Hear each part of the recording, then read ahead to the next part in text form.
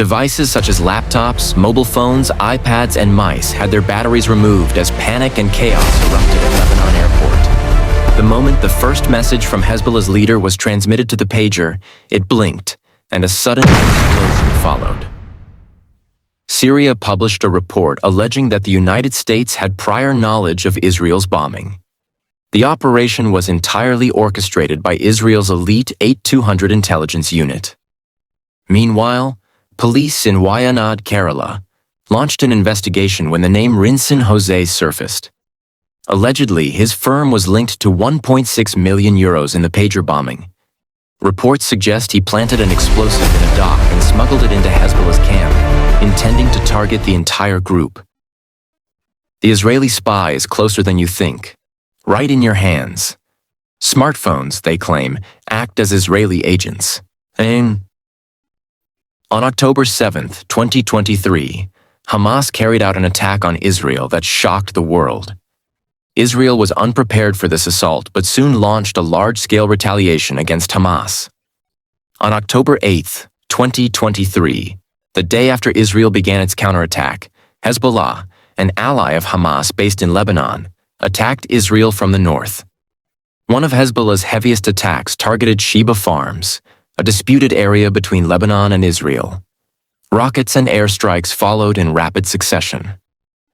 Hezbollah, a Shia group backed by Iran, holds significant control over southern Lebanon and operates both political and military wings. In fact, it has 13 ministers in Lebanon's parliament. With Hezbollah's strikes on October 8th, Israel faced a two-front war, Hamas in the south and Hezbollah in the north. On October 11, 2023, Hezbollah intensified its attacks on Israel's northern regions using heavy artillery, anti-tank missiles, and drones. That same week, reports surfaced that 20 Hezbollah militants were planning to infiltrate northern Israel using paragliders to replicate the devastation caused by Hamas on October 7th. This led to alarms across northern Israel, and citizens were instructed to take shelter. However, within 48 hours, the Israeli army clarified that the alarm was a false alert triggered by human error. Despite this reassurance, Israeli citizens near the Lebanon border remained deeply anxious. The recent devastation caused by Hamas and Hezbollah's continued attacks had already driven fear into the hearts of northern residents. As a result, approximately 96,000 Israelis fled their homes near the border, relocating to safer areas. Civilians in southern Lebanon also evacuated. The situation placed immense pressure on Prime Minister Netanyahu. First, residents in southern Israel were displaced due to Hamas, and now people in the north were forced to flee. Critics accused Netanyahu of failing to protect Israeli citizens, leaving many to live in temporary camps. Opposition leaders demanded answers, pointing to his inability to ensure the safety of the population. In response, Netanyahu vowed to return northern residents to their homes soon. However, this was far from easy. People could only return if Hezbollah's attacks ceased, but the group, with over 100,000 fighters and Iran's support, posed a significant challenge for Israel. In comparison to Hamas, Hezbollah represented a much stronger and more organized threat. After this, Hezbollah and Israeli forces began fighting on a daily basis. Hezbollah, attacking from southern Lebanon, had created a four-layer security system. The first layer was tactical defense, the second consisted of rockets and missiles, the third focused on command and control, and the fourth housed the mission's top leaders. Israel used its Pegasus software, one of many advanced tools at its disposal but particularly famous, to hack the phones of Hezbollah leaders. This allowed Israel to track their locations and strategies, giving them a significant advantage. By hacking the phones of many Hezbollah leaders, Israel pinpointed their locations and used guided missiles to target and kill them. Many leaders, even those far from the war zone in Lebanon or Syria, were tracked and eliminated. In November 2023, Israel identified and killed key Hezbollah figures, including Hussam Mohammed Ibrahim, Ali Raif, and Ali Hassan, using guided missiles. These operations escalated tensions, and by the start of 2024, Hezbollah realized their plans were being exposed to Israel in advance. The primary culprit was mobile phones. Many Hezbollah commanders were targeted and killed immediately after using their phones. As a result, Hezbollah attempted to reduce mobile phone usage, particularly during operations. However, even without phones, Israel's tracking capabilities continued to be a significant issue for them. Hezbollah faced a dilemma.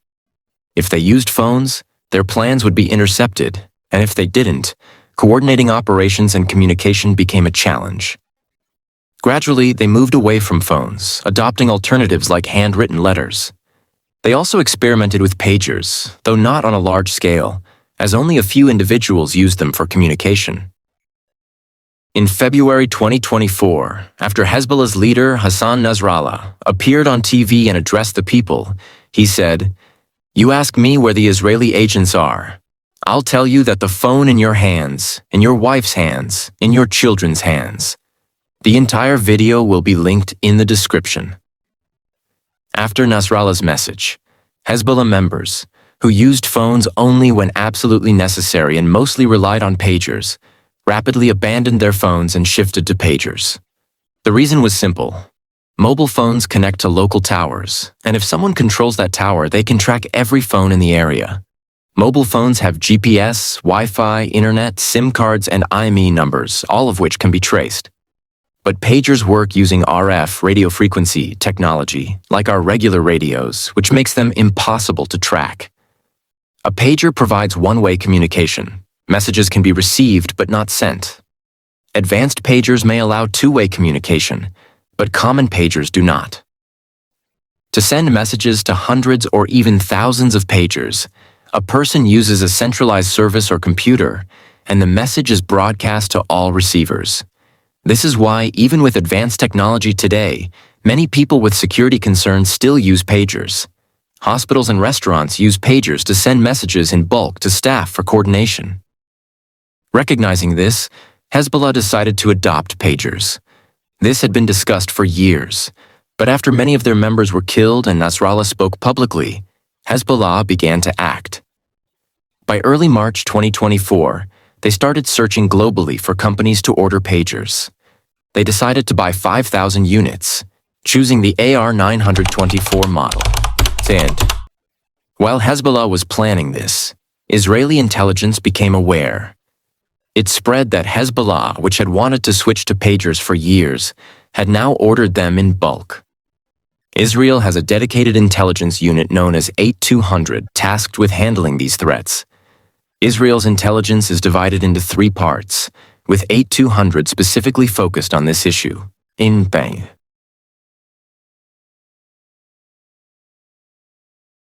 Covering the Israel-Hezbollah conflict, Unit 8200. Operations, the creation of shell companies, and the routing of payments through the Middle East. When Back Consulting began transferring funds to Gold Apollo, Taiwan's authorities noticed irregular patterns, raising suspicions.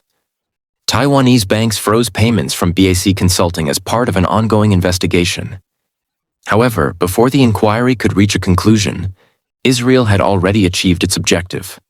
Isu Qing, the founder of Gold Apollo, acknowledged the unusual payment routes originating from the Middle East.